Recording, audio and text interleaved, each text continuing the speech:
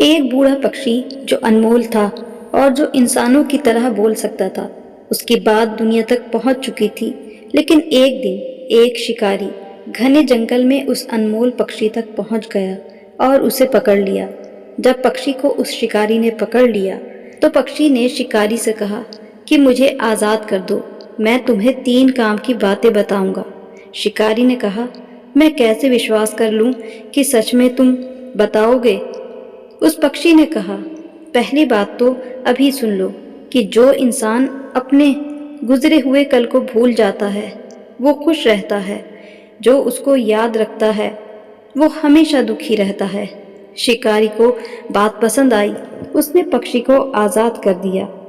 वो बूढ़ा पक्षी जाकर पेड़ की डाली पर बैठ गया और दूसरी बात बताने लगा कि जो इंसान बुद्धिविहीन बात पर, तर्कविहीन बात पर भरोसा करता है वो हमेशा दुखी रहता है, उससे बड़ा मूर्ख नहीं है।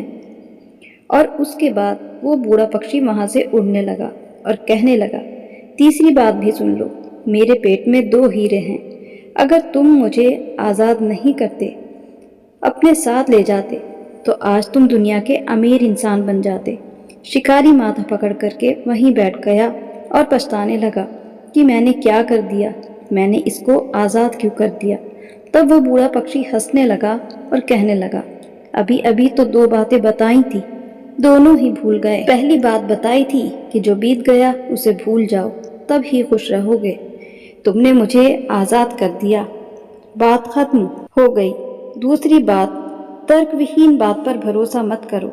लेकिन तुमने मान लिया कि मुझ जैसे छोटे से पक्षी के पेट में 2 बड़े हीरे हो सकते हैं।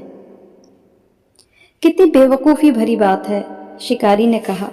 भाई तीसरी बात भी तो बता दो, पक्षी ने कहा।